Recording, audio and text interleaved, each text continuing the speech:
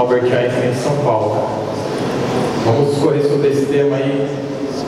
Inicialmente eu vou fazer uma introdução da empresa e da solução e depois falar para vocês como que a nossa solução foi implementada.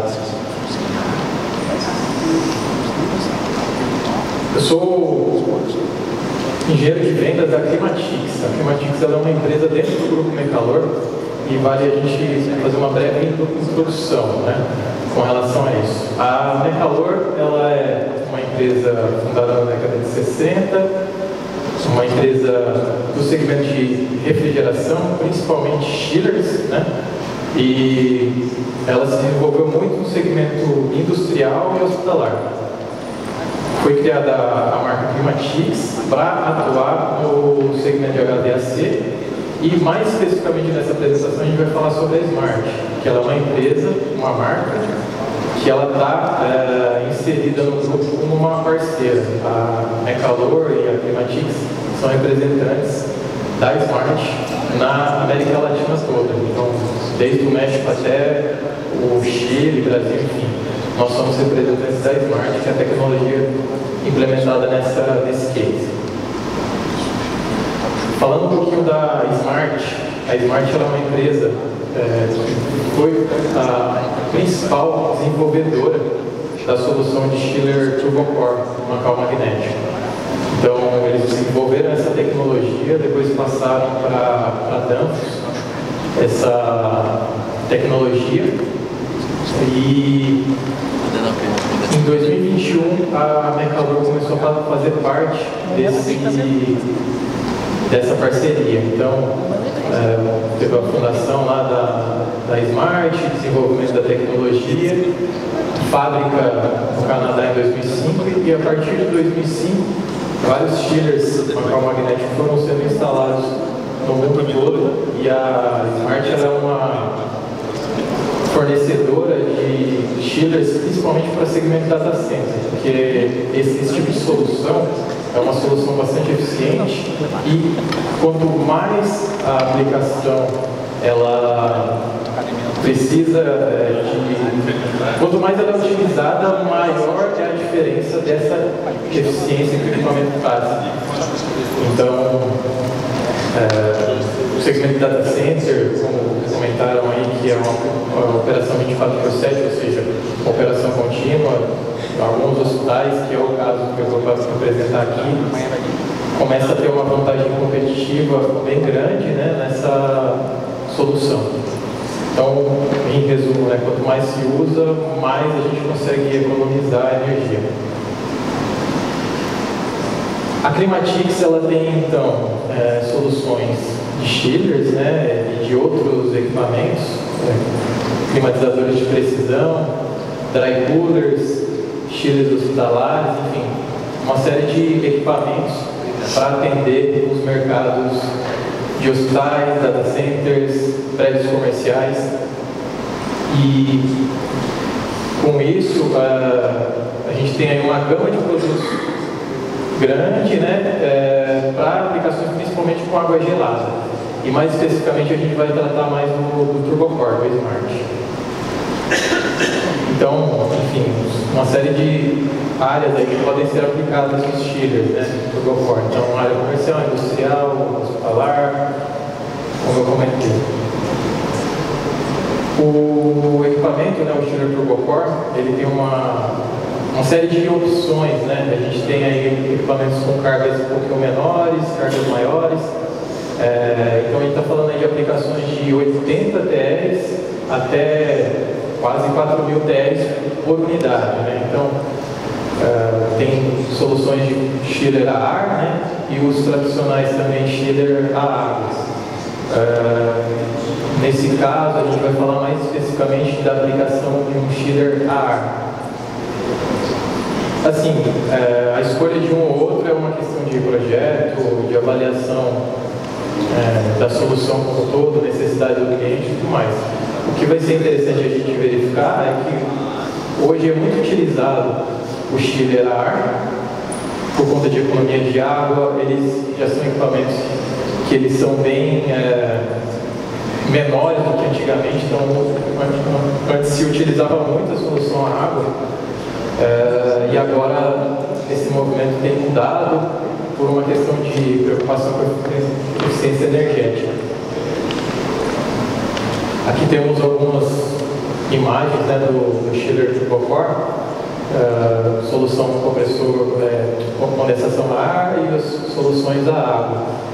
São soluções bem variadas, né? Então existe uma preocupação no projeto da Smart para atender o cliente, do ponto de vista de espaço, dimensionamento, mas todos esses equipamentos aqui eles são com o compressor local magnético, que é a solução mais eficiente aí, do ponto de vista de chillers a ar e a água no mercado hoje.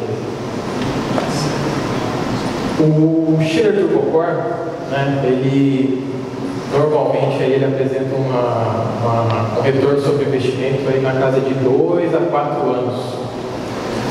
Então a gente está falando de comparar um equipamento com uma tecnologia convencional com o turbocore, avaliar o preço de aquisição desses equipamentos e o custo de operação, e a gente consegue normalmente chegar nessa faixa de retorno aí sobre o investimento, ou seja, a partir de 2 anos o equipamento começa a trazer eficiência energética para o cliente e economia.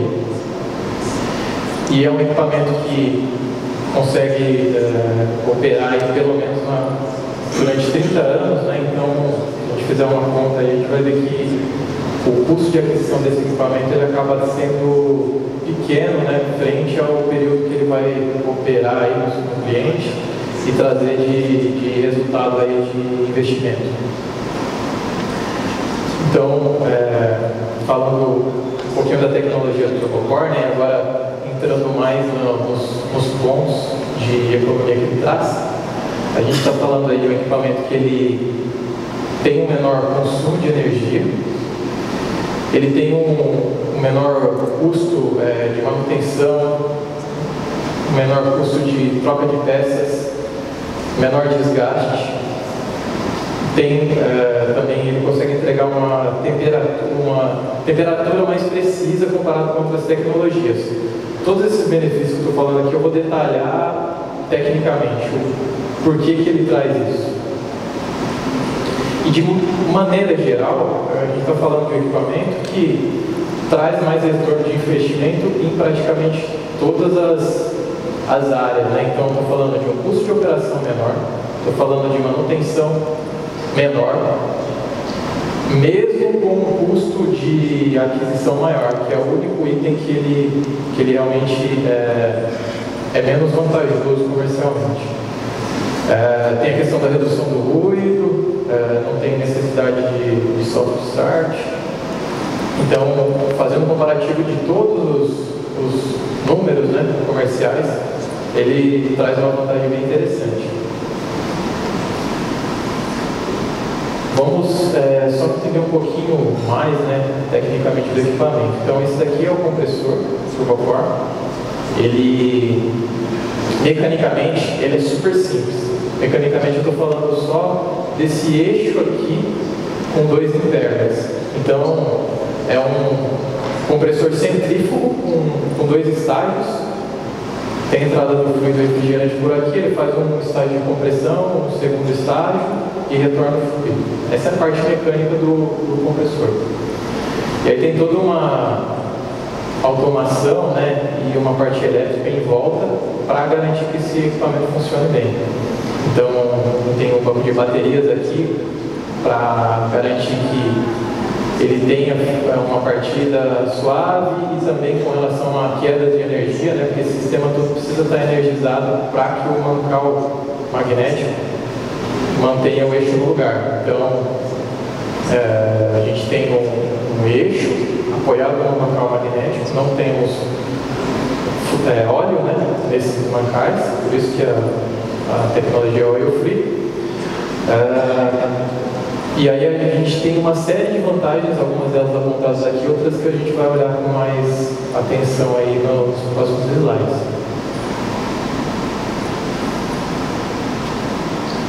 Aqui no detalhe o eixo, né? Então a gente tem a parte mecânica aqui do eixo, aqui a área onde tem a compressão, a parte de compressão do fluido, os mancais magnéticos. Então a gente tem dois mancais axiais, um mancal axial e dois radiais, e aí esses mancais garantem que esse eixo vai estar bem posicionado aqui e vai fazer o seu trabalho. A gente tem o motor aqui também. A gente sempre faz um comparativo entre a tecnologia mancal magnético com o parafuso. O compressor parafuso ele é um dos mais eficientes do mercado, porém o mancal magnético ele passa a ser mais eficiente. E aí um dos principais comparativos que a gente faz, aqui está falando do peso em si do compressor. Então eu estou falando de dois compressores na mesma capacidade. O compressor mancal magnético ele é bem mais leve, né? Tem outros pontos que pesam bastante contra o compressor parafuso. A gente tem, por exemplo, a questão da manutenção, né, do compressor parafuso. Ele é um equipamento super robusto, muito aplicado em diversas aplicações, né, mas ele tem o que a gente chama de overhaul, né? Então, de tempos em tempos tem que ser aberto esse compressor e fazer uma espécie de uma retífica, né? Comparável a uma retífica de um motor, né? Então você tem que abrir e fazer toda uma manutenção dele para dar uma sobrevida para o equipamento. O mancal magnético não tem isso. Então, são alguns pontos que pesam em favor de no caso do mancal magnético. O mancal magnético ele tem um controle muito preciso do posicionamento ali do eixo, e isso se traduz em conseguir trabalhar com velocidades muito altas, né? Então a gente consegue chegar em rotações altas e isso traz eficiência. O fato de não ter o óleo ali no chip, no mancal, né? Isso daí traz mais eficiência também do ponto de vista de quanto de energia a gente precisa para tirar esse equipamento do movimento. Então, isso traduz em eficiência em energia, dimensionamento elétrico, enfim. Aqui no slide está detalhando especificamente a precisão do equipamento, né? Então, ele está falando basicamente da precisão do eixo. Essa precisão traz uma velocidade mais alta para trabalhar com o equipamento. E isso se traduz aí numa precisão do controle da temperatura. Aqui a mesma coisa, né? Então a gente está comparando. A gente tem uma temperatura precisa por conta de toda essa mecânica do equipamento ser bem refinado. Analisando as condições, né, que o equipamento precisa trabalhar, a condição de água que ele precisa entregar, a gente detalha aqui um evaporador, né? Então, se tem uma condição de água, que aqui nesse exemplo é uma condição de água de conforto, então eu tenho que entregar a água de processo aqui a 7 graus e ela retorna a 12. Então você tem aí uma diferença de... Você precisa, na verdade, chegar a 6 graus aqui para entregar a água a 7. Então, basicamente isso é a condição para você trabalhar e entregar a água nessa temperatura. Quando a gente tem o óleo no sistema, né, o óleo do compressor, esse óleo obviamente ele vai circular pelo sistema além do compressor. O que acontece? Esse óleo ele vai incrustando na parede daquele evaporador ali que eu mostrei, e isso faz com que fique mais difícil entregar a mesma água a 7. O que significa? Significa que com o tempo o equipamento vai precisar refrigerar mais o fluido para chegar na mesma temperatura. Então, antes que eu precisava do fluido refrigerante a 6 para chegar a água a 7, agora eu preciso chegar a 4 para manter a mesma água a 7. Então, pelo fato de ter óleo no sistema, um sistema convencional, eu preciso de refrigerar mais para chegar na mesma temperatura. Então isso daqui traz uma perda para o sistema com o tempo de utilização, mesmo sendo feita uma manutenção preventiva adequada, essa perda de fato ocorre. De quanto que é essa perda? Eu estou falando de uma perda de aproximadamente 10% nos primeiros 5 anos e de 20% em 10 anos. E aí, esse é o valor aí que se mantém, né? Sendo feita, eu estou falando de equipamentos, comparando 2 equipamentos novos, com manutenção preventiva adequada. Então, isso se traduz em um equipamento que começa com uma eficiência tal, e essa eficiência vai sendo perdida ao longo do tempo e depois ela se mantém. Então, basicamente, eu tenho o chiller turbocore mais eficiente, os outros equipamentos um pouco menos, e por conta dessa perda, pelo uso do óleo, né, no compressor, essa perda ela aumenta, né? Então, a gente comparando equipamentos novos, a gente tem uma diferença e essa diferença é ampliada ao longo dos anos. Outro ponto importante da gente avaliar é a questão da eficiência em cargas parciais. Quando a gente faz um comparativo entre equipamentos, normalmente, se a gente olhar um datasheet ou uma especificação, a gente vai conseguir observar diferenças nessas eficiências. Só que essas eficiências em cargas específicas, normalmente a 100%. No mancal magnético, no chiller turbocore da Smart, a gente tem eficiências melhores em condições de regimes parciais. E isso se acentua. Esse gráfico está mostrando exatamente isso. E comparando com outras tecnologias, a gente vê aí ganhos expressivos em cargas parciais, né? Então, inclusive, tem equipamentos que não trabalham em cargas muito baixas, né? Então, além do que eu estou falando de ganho de eficiência em diferentes cargas e ganho de eficiência porque o equipamento não trabalha em uma carga muito baixa. O que isso se traduz? Se traduz em que algumas aplicações não é possível utilizar um equipamento que não seja um mancal magnético. Ou você teria que dimensionar menores equipamentos para conseguir trabalhar naquelas cargas mais baixas. Então, a gente consegue perceber que até de 20% a 40% a vantagem de eficiência energética é bem relevante. De 40% a 80%, a tecnologia mais próxima em eficiência é o compressor parafuso. E de 80% a 100% também, né? O parafuso tem um comparativo bem próximo, né? E as outras tecnologias começam a ficar parecidas. Mas mesmo assim, ainda, se você for analisar grandes cargas, grandes sistemas, essa vantagem aqui ela é bem relevante. Isso se traduz numa eficiência de longo prazo bem relevante. Isso daqui no sistema que a gente está falando, como comentei, que opera há 30 anos, com uma diferença considerável de eficiência, o custo de aquisição lá no começo de vida útil do equipamento ele se torna até irrelevante frente a essa economia toda. Agora, fazendo uma última análise antes de entrar no caso do Albert Einstein.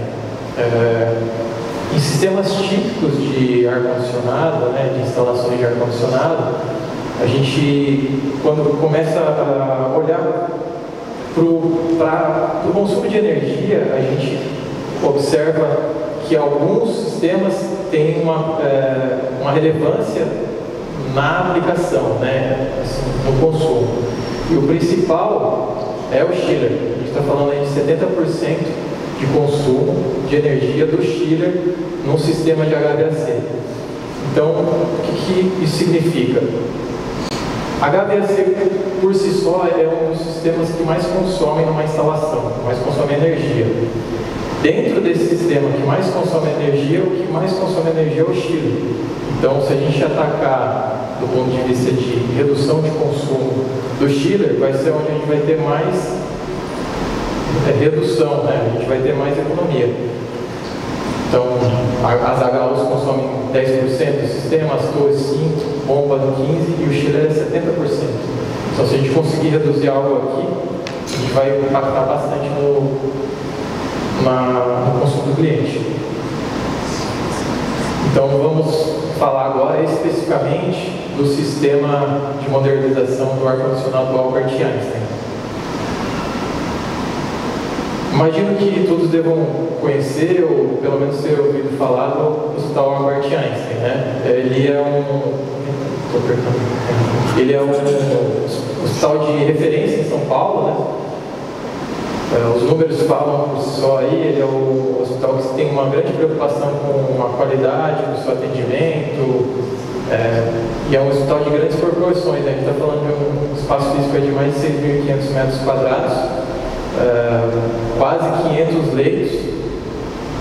Enfim, é um hospital que tem uma preocupação muito grande com um bom atendimento. Ele não pode parar o sistema dele e ele precisava fazer uma atualização desse sistema. Então, basicamente, a necessidade do Albert Einstein era fazer uma modernização do sistema deles, fazer uma expansão numa instalação existente, e essa instalação ela precisava ser feita sem parar o funcionamento do sistema. Eles têm uma preocupação grande aí com o ESG, né? Então, eles estão preocupados com a parte ambiental, social, eficiência energética, e precisavam renovar o sistema de ar-condicionado deles. A principal ideia era melhorar a eficiência energética, questão operacional, e também eles tinham um problema de paradas do sistema. E a gente está falando aí de um hospital que faz cirurgias de risco, tem uma série de pacientes lá que estão num aparelho, né, estão precisando de um atendimento que não pode parar de forma nenhuma, atendimento de risco. Nesse sentido, a gente tinha um desafio, né, de pegar esse sistema e melhorar ele. Aqui a gente tem umas fotos, né, das antigas torres de resfriamento que estavam instaladas lá no Albert Einstein, e a gente entregou para o cliente, né, a gente tinha esse desafio, né, de como que a gente melhora esse sistema. A gente tem um sistema que tem uma grande perda de água aqui. Para quem conhece as torres, elas têm um sistema aqui que a água troca calor com ar, mas essa água ela é consumida, né? Ela acaba sendo um recurso que eles perdem, né? Então tem baixa eficiência, tem um consumo de água muito elevado, é um sistema bastante ruidoso também, um espaço considerável lá na laje corporativa deles, enfim. E o desafio era pensar em uma solução que atendesse a esse sistema, que fosse implementada em fases para ser operada sem parar o sistema antigo. E esse é o desafio. As dificuldades, né? A gente está falando de um prédio aí de 16 andares, um hospital de mais de 16 andares, no meio do centro, na zona sul de São Paulo, ali uma região bem dificultosa de acesso, estacionamento, espaço aí para uma obra, né, que normalmente a gente teria numa instalação nova que não existia. Então, o pessoal teve que trabalhar com todas essas dificuldades e pensar uma solução que atendesse bem o cliente. Então, o principal objetivo dessa solução era redução do consumo energético, redução de ruído. A gente está falando de uma área ali no Morumbi, que é uma área bastante residencial. Redução do desperdício de água e adequação às normas ESG. Qual foi a solução proposta? A utilização aí de um sistema de 1425 TRs com 3 chillers turbocore, uma calma genética de 475 TRs. especificamente esses que estão aqui, essa imagem na nossa fábrica. Teria que atender a temperatura de água de 7 graus, né, nessa condição. Precisão do controle de temperatura, a gente está falando de uma precisão de 0,1 grau na variação de temperatura da água. E nesse caso, esse sistema aqui foi aplicado especificamente na parte de conforto térmico do hospital, então para atendimento de sondolex e fancoils de conforto. Para provar, né, para o cliente mostrar que esses equipamentos atenderiam a especificação dele, a gente fez um teste em laboratório. Então a gente tem um calorímetro na Mecalor, em São Paulo, na fábrica, que ele testa chillers até 500 TR na condição que o cliente quiser testar. Então a gente consegue testar as condições de temperatura e umidade externa que forem as requisitadas pelo cliente e validar a capacidade, eficiência e todos os itens de funcionamento, automação e tudo mais em laboratório. Então, eu não estou falando de um teste só de funcionamento do equipamento, estou falando de validação da capacidade do equipamento dentro das condições do cliente. Então, esse é um cliente que exige esse tipo de entrega, né? E a gente fez isso no nosso laboratório. Para vocês terem uma ideia, eu estou falando de um laboratório que não existe outro igual no Hemisfério Sul. Esse tipo de laboratório nesse porte, que atende a esses requisitos, eles são encontrados nos Estados Unidos, na Europa, Japão, China, enfim. E a gente está falando aí de um laboratório aqui em São Paulo. Bom, os chillers então foram instalados, né, no Albert Einstein. Essa é uma imagem do terraço lá, que a gente tem os 3 equipamentos instalados. Para quem conhece um pouquinho São Paulo, vai conseguir observar que aqui a gente tem um estádio do Morumbi e o bairro, né, do Morumbi é bem residencial. As principais vantagens aí reportadas pelo cliente, né, depois de instalado esse sistema. Então a gente teve aí, segundo a avaliação dele, economia de 20% em relação ao consumo de 2022. Teve uma otimização de espaço, então aquele espaço ocupado ali, ele tem mais capacidade térmica do que o sistema anterior, ocupando o mesmo espaço.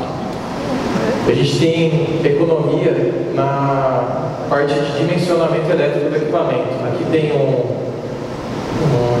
gráfico que está mostrando exatamente a tensão de partida desse equipamento, a corrente de partida. Esse chiller ele parte a 2 amperes e as tecnologias convencionais partem com 7 vezes a corrente nominal. Isso se traduz no quê? Em dimensionamento elétrico mais reduzido. Então, estou falando de cabos, parte de todo o sistema de proteção elétrica, quadro elétrico, todos os componentes que demandam, que o equipamento demanda, né, de eletricidade, são menores, né, são de dimensões menores, de custos menores. Então, estou falando de uma economia significativa que aqui está falando só dos cabos, mas que vai muito além disso. Bom, e aqui a gente tem um demonstrativo, né, das eficiências do equipamento em cargas parciais, né? Então, o equipamento ele é muito eficiente a 100% de carga, mas ele também entrega eficiências muito boas nas cargas parciais. Esse daqui é um exemplo, né, dos dados que foram coletados lá na seleção do equipamento para o cliente e que atenderam, né, as expectativas dele até superaram do ponto de vista de eficiência. Aqui a gente faz uma simulação para o cliente das cargas parciais, das eficiências, numa determinada temperatura. Mas isso daqui é só uma seleção para ele ter uma ideia de eficiência. Não significa que o equipamento não trabalha em muitas temperaturas. Então, a conclusão, né, é que o projeto ele entregou o que a gente se propunha, aí, o que o cliente esperava do ponto de vista de implementação no local que tinha muita interferência, que não poderia parar, um sistema crítico, né, que precisava... Bom, pessoal, foi acho que até um pouco rápido aí na minha apresentação, mas eu deixo aberto aí para dúvidas. Então, fica uma dúvida. Pelo que eu entendi, né, salvo engano, foi feito em 2022, isso após a alteração da norma 7256, e vocês não foi, claro, não é de vocês, o cliente, né? Não foi alterado provavelmente nem luz, nem a questão de renovação do ar e nem a pressão dos ambientes, que foi alterado pela norma em alguns ambientes, né? Quando isso acontece, a minha dúvida é a seguinte: pelo que eu vi, né, vai ter que provavelmente ter uma outra alteração se precisar de expansão, visto que a carga não vai equalizar com a carga antiga, né? Então, a minha dúvida é a seguinte: se a minha conclusão foi correta, que eles não mexeram na questão de dutos, nem nos tratamentos de ar internos por essa questão, e se o sistema ele poderia ser alterado, ser expandido para dar um novo sistema. E mais uma pergunta: na questão de manutenção, quando eu tenho um sistema, o outro ele consegue suprir se der um problema em os outros dois subsistemas, eles estão interligados para suprir ou não? Então, vamos lá. Deixa eu voltar um pouquinho aqui.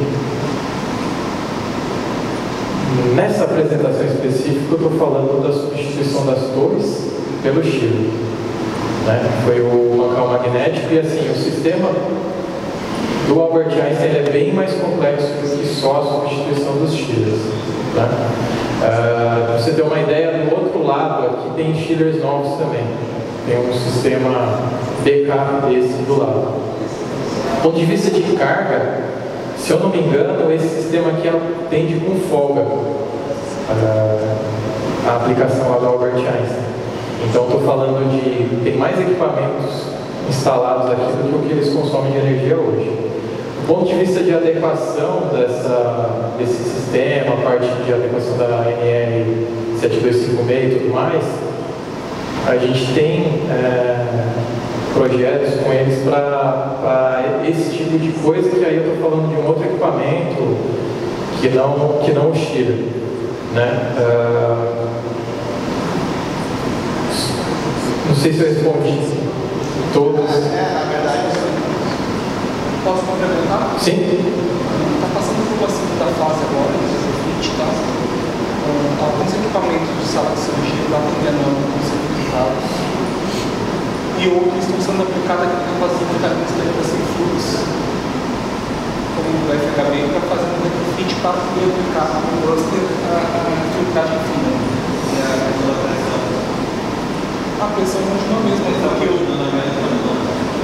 que acontece? Você está botando a filtragem, mas aquele gabinete de filtragem ele tem o ventilador. Então, esse ventilador ele mantém ou aumenta a pressão do sistema que já tem. Então, para a questão de renovação de água, fazer um de novos.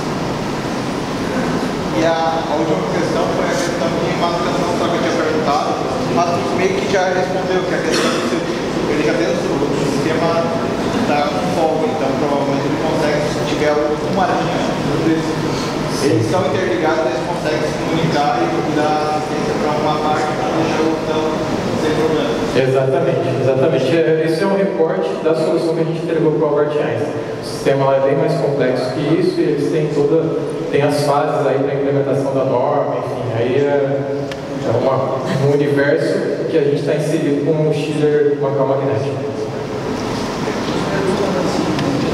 Sim?